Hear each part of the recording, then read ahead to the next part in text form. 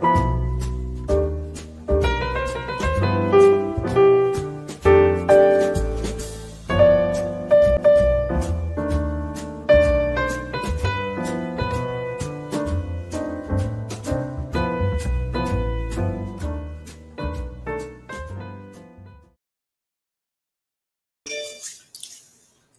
traders, Raghee here. Welcome to Charts and Coffee.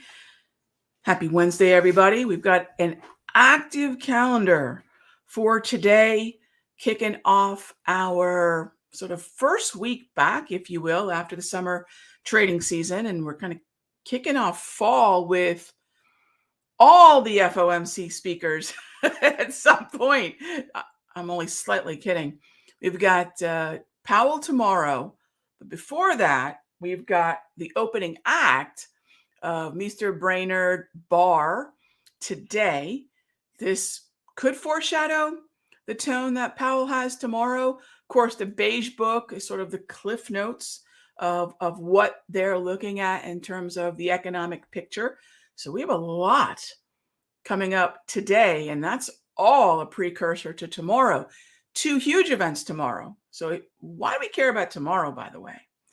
One of the reasons that I look at the calendar in the big picture, not just what's coming up next, not just, as they say, driving to the headlights, but beyond, is because if we know there's a major event coming up, a lot of times the market will kind of go into wait and see mode, or just kind of shell up. And we have the ECB tomorrow, so arguably the second most important central bank, who is also in the very beginning stages of their tightening policy, their rate hikes. And then we have Powell 20 minutes before the bell. That shan't be boring. So that's what we've got coming up tomorrow. And this is the lead up that we see here today. As far as data goes today, not a lot. And you might say, Rob, do we not care about the Bank of England? No, I'm sorry, Bank of Canada, the BOC? Not so much. Not really a big deal. Beige book, Mr. Brainerd, Barr, and then Powell tomorrow. So that's the mood of this market as we're taking a look at what we are inheriting this morning. Just a quick look at some of what we've got. And the question I'm getting, and I love the consistency in you all asking me, Ron, what is the market structure? When, if at all, are you going to go bearish? And I'll tell you what, gang, you will know pretty much the same time I do, because we get together for Charts and Coffee every morning, take a look at this pre-market structure Monday through Friday, and you will see that structure is going to change. That trend label, that trade flag has to go red before I will change my mind about whether or not we're in bullish chop, where we're waiting for an oversold slow stochastic, waiting for price action to get to a Darvis level, or whether we can start to short the rip. And I'm still in chop. I'm still in that choppy mode. So there's two things I can do. Wait until the buy signal on the daily forms. And that means we not only get to the oversold stochastic, which we are at already, we get to some sort of Darvis support, and we form the pattern. Now, I taught you all this pattern week before last. If you go back to the Simpler Trading YouTube channel, which many of you are probably on right now, and if you're on my YouTube channel, head on over to the Simpler Trading YouTube channel, and you'll see a video, something along the lines of my favorite Momo pattern, my favorite momentum pattern, which is a minor low and a minor high. Check that video out, because that's going to be a big part of how we will confirm whether or not we're seeing the momentum off the floor in the indices. And I am still focused on the floor. We're oversold. The trend that preceded this pullback was up. I am not calling for lower lows. Gang, that's clickbait. If I'm calling for anything other, and I don't even like to say I'm calling, what am I, who was that? Was it Babe Ruth that sat at the plate and pointed at? No, that's not what we do, right? What was that? What am I thinking of? It was a baseball movie, and they probably did it in Major League too. I love baseball movies. The Natural, Major League, they're all great. But that's not what I'm supposed to do here. I'm not supposed to sit at the plate and with bravado point to the bleachers. Uh, our job is to take a look at the current environment and ask ourselves, what would I do in this current environment? And is the setup triggering? If I start calling for anything lower than 11,000, now what I'm trying to do is just grab your attention by scaring you and pretending as if I know what the future is going to bring. We don't need to be fortune tellers, gang. I don't need to see the future in order to be a trader. What we need to do is accept the market that we're trading. I wish it was still an uptrend. I do.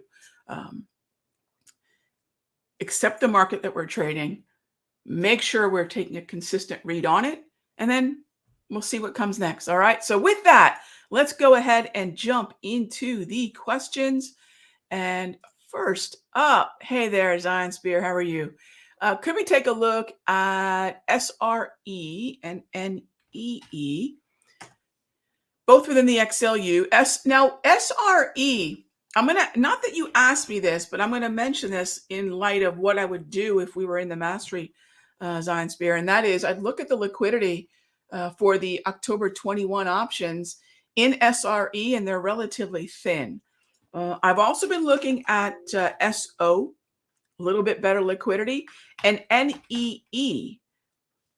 NEE is it does have, and I'm going to double check right now on my thinker. Oh yeah, NEE for October is fine. I like NEE.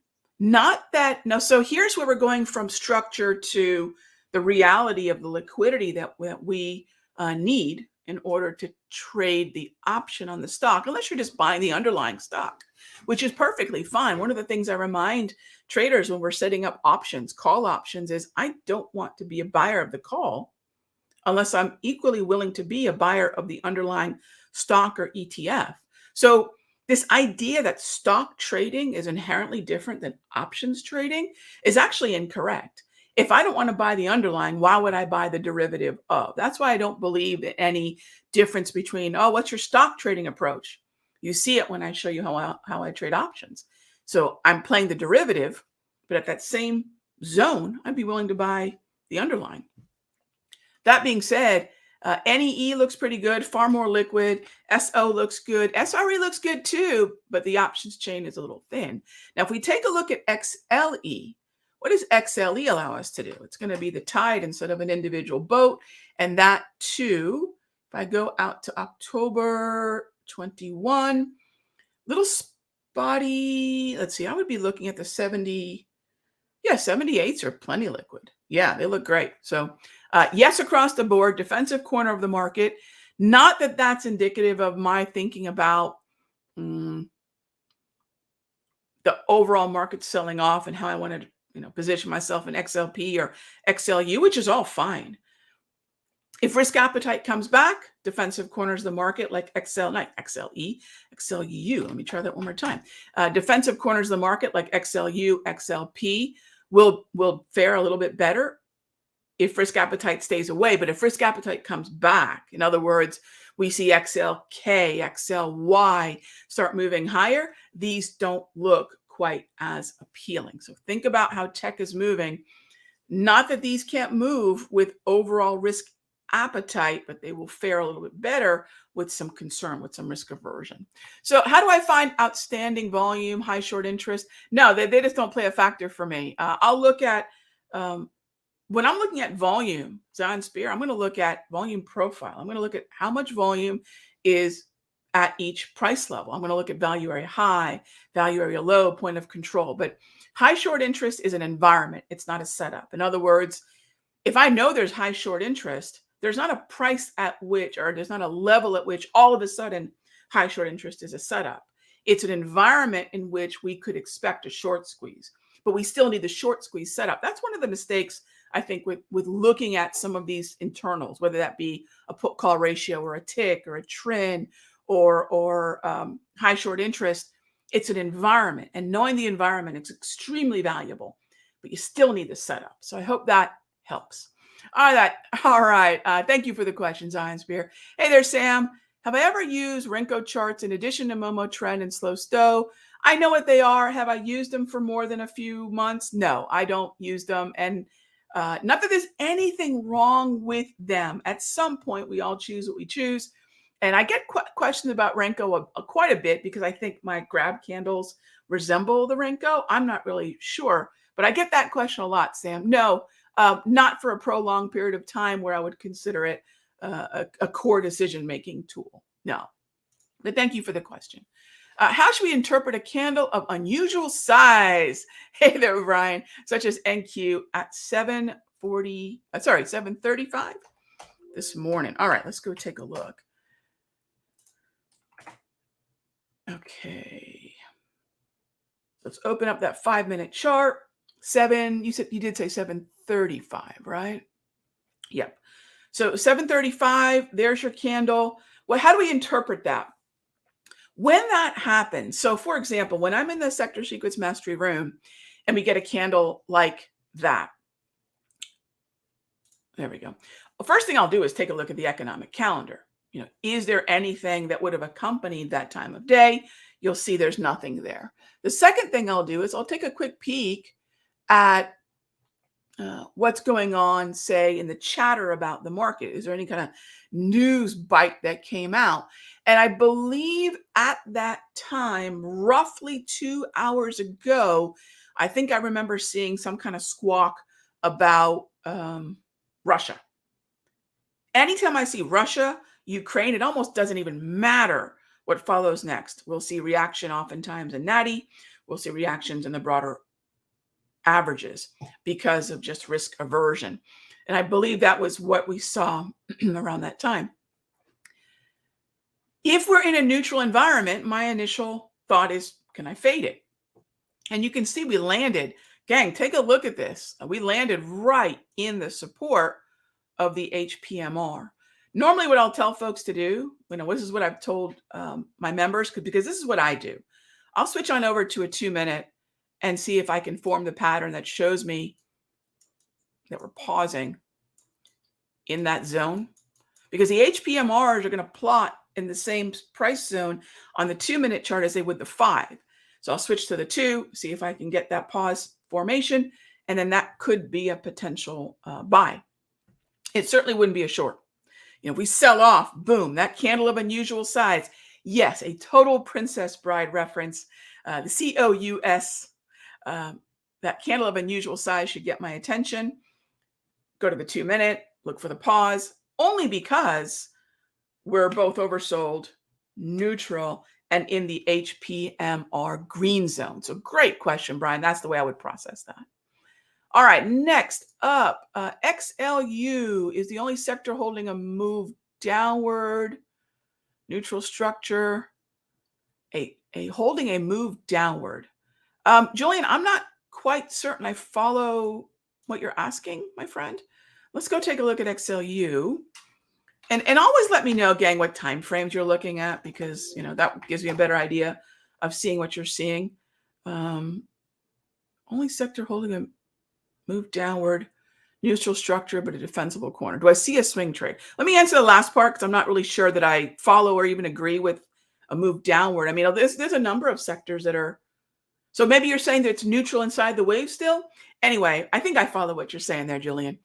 Do I see a swing trade? That's a yeah. Yeah, I would actually be fine.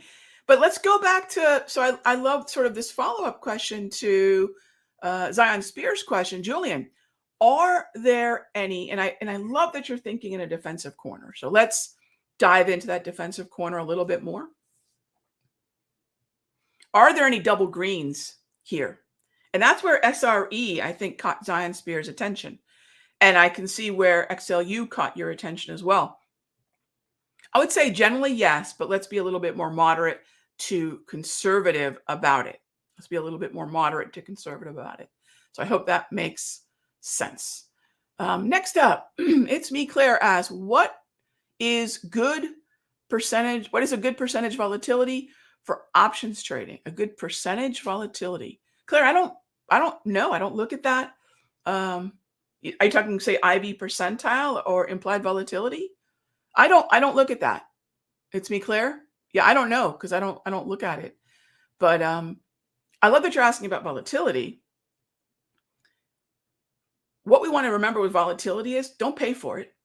you always want to profit from it. So that means if you're an option buyer, finding quiet volatility times or finding momentum in the opposite direction of your option. So bearish in calls, bullish in puts, and then again, not paying for volatility. Or if you're selling premium, how do you take advantage of volatility? So volatility is going to depend, which side of it you're on is going to depend on whether you're an option buyer or an option writer. But I don't look at a percentage, Claire. Yeah, cool question, but I just don't look at it. It doesn't seem to be a needle mover for me. I don't know that it maps to a better trade as long as I'm familiar with what's happening now in the environment that I'm buying the option and whether or not the overall environment is chop or trend. That seems to take care of it for me. Hey there, Nick. Good morning. What's my advice on how to create a written out trading plan? What's my advice? Well, have one, right? So I love the question you're having. What element should it include? What's the underlying structure of the market for that time frame that you're trading? What you want to buy, when that buy is valid, percentage risk to the account, stop, target. I mean, really, that's it. Do I ever write one? So when I first started trading, a lot like everyone probably in this room, you got inundated by different trading journals, which sometimes these trade plans might have 12 questions. And if we're trading weekly or daily time frames, we have the time to, dear diary, Apple is in an uptrend and I really want to buy it. I'm only slightly kidding. I believe it's far better to take a snapshot, Nick. Take a snapshot. That's what I did for years. I took a snapshot of the way the chart looked when I made a decision to trade it. They say a picture is worth 1,000 words, a chart's worth 10,000. Take a snapshot, maybe annotate it, save it. That's what I think the best type of trading plan is. And on that chart, highlight the zone you want to enter in. That would be your triggers, aggro, moderate, conservative. Where is the paper cut stop loss, if that's what you're using? Where's the point of validity stop loss, if that's what you're using? What's your first target, maybe your second target? You can also write out somewhere or put in the notes on the chart what the cost of the option is and your position size and the overall risk to your account. That's always what's on my mind. And however it speaks to you, whether to write it out or capture a chart, I think those would be the pertinent things to know. Did I ever write one? I probably spent about 3 to 6 months doing it until I realized it's ridiculous and really way too time consuming, and that it served me so much better to take lots of snapshots of the charts that I am trading. Before, during, after, it really does help, I think, more than even writing things down. All right, next up. Hey there, Robert. Thoughts on PXD and OXY? If there's any corner of the market that still seems to be hanging on to a trend, it seems to be energy. It seems to be XLE, XOP, FCG, the stocks within them. Natural gas, I know, got rocked, but I'm still bullish natural gas overall. Also, hey, my Sector Secrets Mastery folks, we're going to talk some energy today. What's going on with crude? Did the Darvis hold? Is this still a neutral market? I think most of you who've been following Charts and Coffee will say, Rog, probably not. I'm with you. There was a lot of talk after this rally that, the bottom's in on crude. Don't fight a downtrend. And even when we transition to chop, we need a 1, 2, 3. If you don't know what a 1, 2, 3 is, yesterday's free video, I talked about a 1, 2, 3 on the weekly time frame, but it's the same thing on a 5. It's the same thing on a daily. It's the same thing on a weekly. And I showed you all how to get the write-up. Trish did an awesome write-up on the way that I trade down 1, 2, 3s, reversal down 1, 2, 3s, continuation down 1, 2, 3s. I think there's 4 or 5 write-ups. It's my favorite pattern. I think there's no pattern better than a down 1, 2, 3 to look at the transition from a trend to neutral to reversal of trend. So check that out. That's not what's happening on crude. It's too bad because I would have really liked to have bought some crude and maybe some oil stocks. Oil stocks may still be from a relative outperformance standpoint, but this is what I've warned everybody about crude, and we'll end on this note. And thank you for the question, Robert. If we have a lack of clarity or a lack of agreement on the trend between the underlying commodity and those commodity stocks, think oil stocks, natty gas stocks, gold miners, right? If there's a mismatch in trend, the stock of those commodities so crude oil stocks are likely going to suffer and track with crude at some point. Okay. And I think we might be seeing that right now. All right, gang. So that's it. Thank you as always for joining me for Charts and Coffee. I'll see you tomorrow. Same time, same station. Sector Secrets Mastery folks, heading over to the room right now. We'll do our Q&A, day trading, swing trading, watch list discussion. We're still just getting into the early part of the fall trading season. Still a little summary. A lot of FOMC speakers this week. So it's a little challenging, but we'll definitely find some clarity in this market. Be good to each other, gang. I'll talk with you soon.